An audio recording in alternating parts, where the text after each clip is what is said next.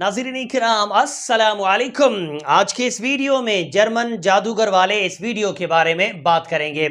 वीडियो काफ़ी ज़्यादा वायरल हो रहा है, आप तक पहुंच चुका होगा, आपने देख लिया होगा। इस वीडियो के अंदर एक मुसलमान ज़ोर ज़ोर से कुरान की तिलावत कर रहा है।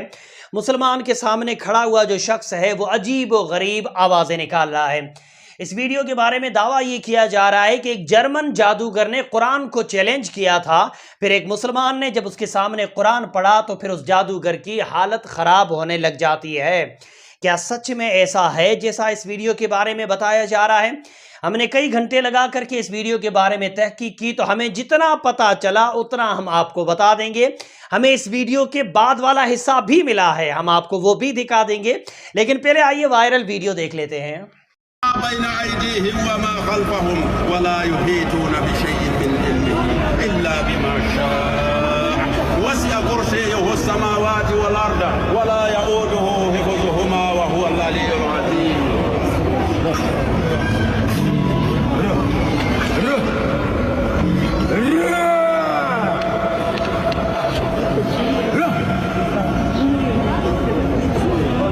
أعوذ بالله من الشيطان الرجيم. بسم الله الرحمن الرحيم.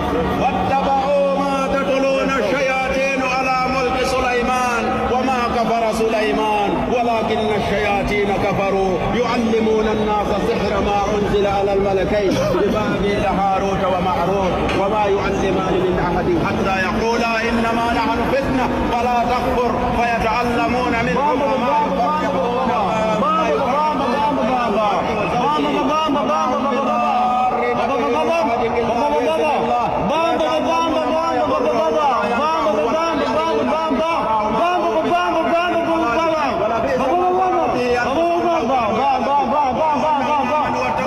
तो ये है वो वायरल वीडियो। इस वीडियो के अंदर एक आदमी आपको चीखते चिल्लाते हुए नजर आया होगा, अजीब व गरीब आवाजें निकालते हुए नजर आया होगा। उस आदमी के लिए दावा किया जा रहा है कि वो एक जर्मन जादूगर है।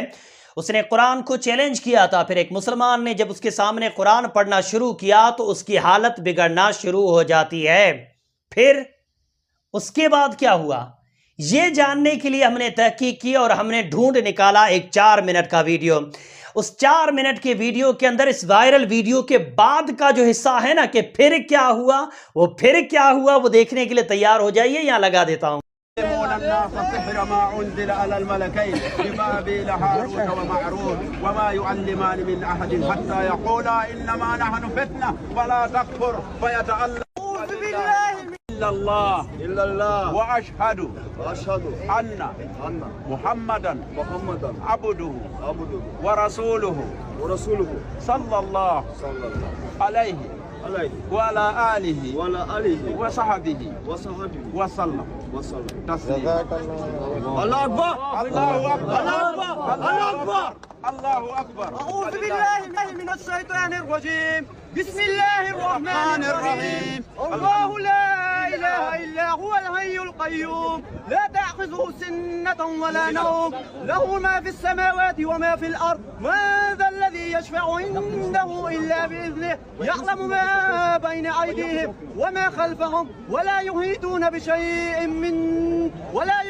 بشيء من علمه إلا بما شاء وسع كرسيه السماوات والأرض ولا يؤوده حفظهما وهو العلي العظيم. صدق الله العظيم.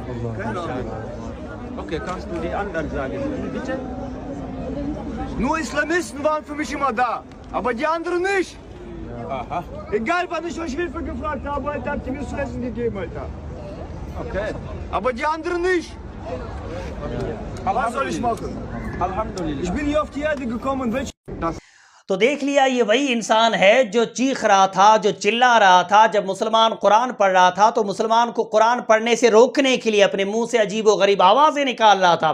उसी इंसान को आपने वीडियो के इस हिस्से में कलमा पढ़ करके मुसलमान होते हुए देख लिया।